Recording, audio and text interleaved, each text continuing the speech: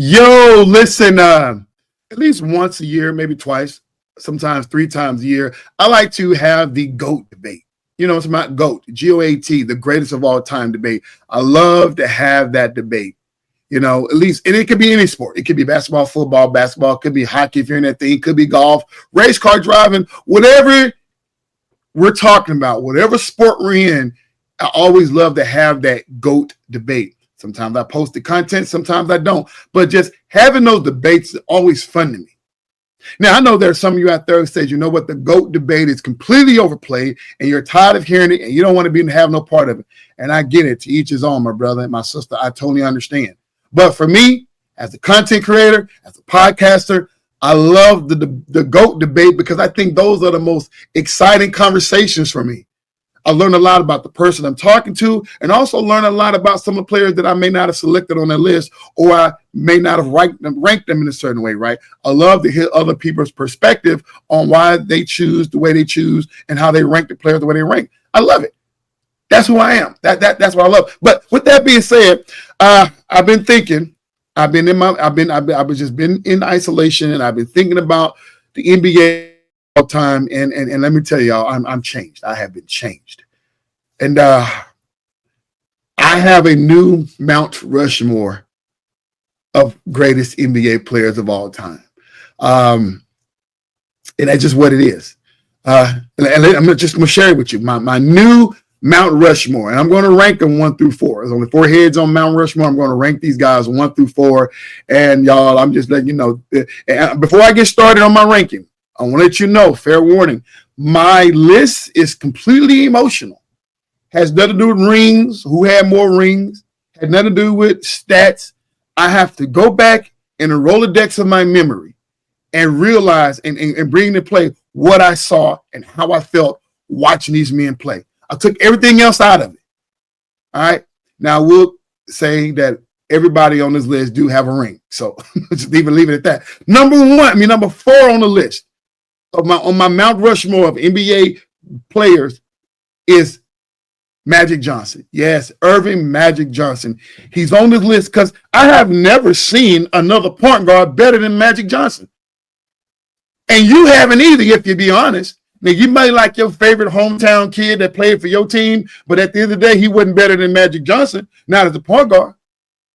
Jason Kidd got close, but he wasn't no Magic Johnson.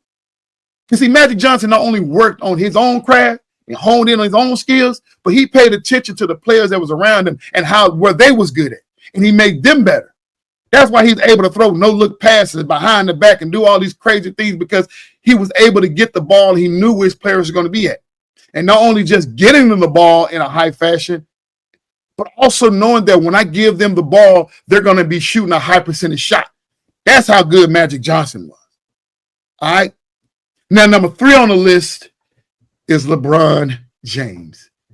Yeah, I can see you punching your screen right now. Some of you guys have probably just hit the off button on this episode and done with me. He's number 3. He's not at the top. He's number 3, LeBron James. Because he is the small forward version of Magic Johnson, is why I got him on the list. And that's not a bad thing. That's a great thing. LeBron James is one heck of a player.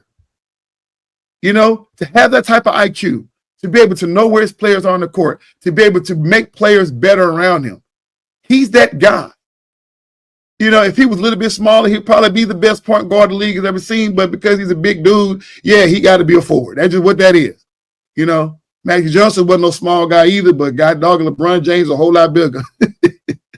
But LeBron James is the only player that at this age, with this many years on his body playing professionally, if he decide that he wanted to play 2 more years in the NBA, every single team in the NBA will upload or dump their whole roster to get him because that's how good he is.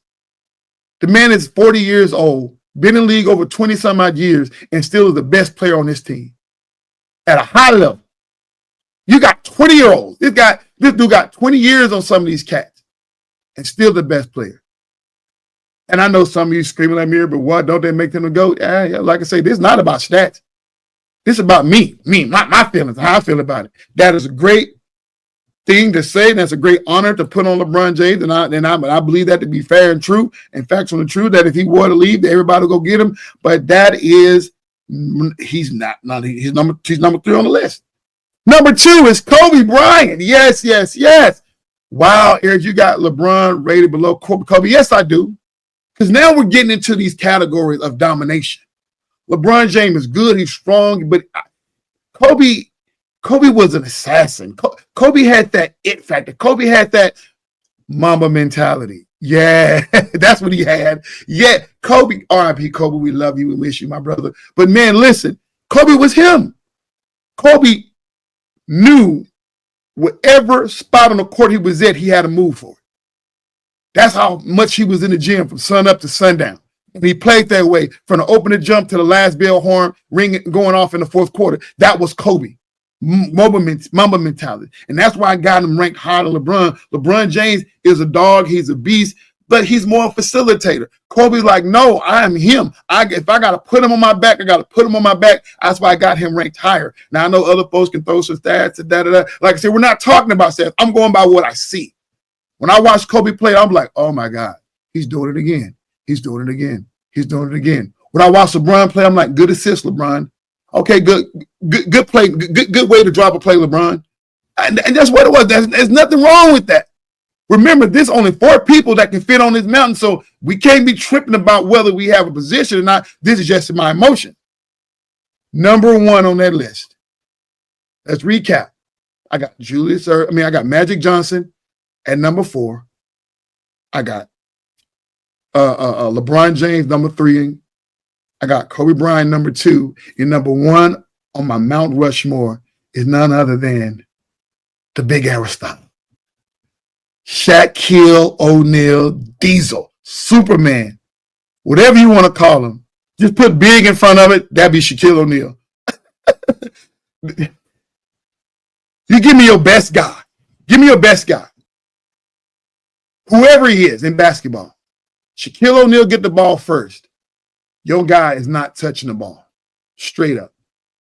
Now, I know you can say that, what if he was going against Stephen Curry? Stephen Curry wouldn't shoot. Steph Curry missed one time, it's over.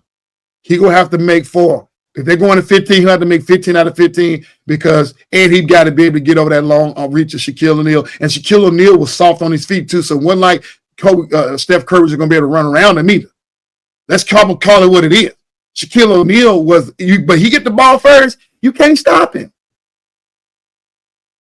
The next guy would be Wilt Chamberlain, one of the most strongest guys in American history. He couldn't stop Shaq. He couldn't. Shaq, in my opinion, from what I see, I didn't get to watch Wilt play. I just only hear about it. Only thing I remember from Wilt Chamberlain when he played Umbatu on Conan the Barbarian or the Destroyer, whatever one he would play. And I read the articles, how strong he was, lifting up a car and stuff like that, out benching Arnold Schwarzenegger. I get all that. But he still ain't no Shaquille O'Neal. Shaq was feared by the whole NBA. They created Hack and Shaq for a reason. My Dallas Mavericks, Shaquille O'Neal is late in his age, okay? The word was, don't let Shaquille O'Neal score. We'll let anybody else score, but not Shaq. That's how much teams feared him. Take him out. And that's how Dwayne Wade whooped our tail in 06. Not to bring up some harsh memories to my Dallas Maverick fans out there. We remember them days. But Shaquille O'Neal, he's the most dominant player in NBA history. How do we not deserve to be number 1 on Mount Rushmore? Please make it make sense to me. I'm not talking about going back and Googling or YouTubing some of the other people. I'm talking about what we've seen with our own eyes. Maybe if you're somebody older, in your 60s and 70s who got a chance to see Wilt play, maybe. But for us 80s and 90s babies, we didn't see Wilt play. But we saw Shaq, and we knew what it meant to when Shaquille O'Neal came to town. Oh, my God, it's going to be one of them butt whippings. Every center we had, every forward we had, he dominated. I think that's the end of the discussion. That is my Mount Rushmore, and I'm done with that conversation. And okay. Eric, look behind you. You got a bunch of Jordans back there. Yeah, this one display. You got to see this display over here. I got a bunch of Jordans over here. Not to mention the closet. Got a bunch of Jordans over there. I got about over 100 some pairs of Jordans all over this place. But Jordan, Michael Jeffrey Jordan, does not deserve to be on Mount Rushmore. Respectfully, in my opinion, what I saw with my own eyes of watching Jordan play, he does not deserve to be on Mount Rushmore. And here's why. See, the elevation of Mount Rushmore is a little bit above 5,000 feet above sea level. Jordan is not there. Jordan deserved to be on the highest peak in the continental U.S., which is what's that Mount Whitley in California, which is 14,000 square feet above sea level. You dig what I'm saying? So he ain't on no Mount Rushmore. He is way above on a peak all by himself. Straight up. Let's call it what it is. That's my emotional take. I'm your boy EC22, and I am out.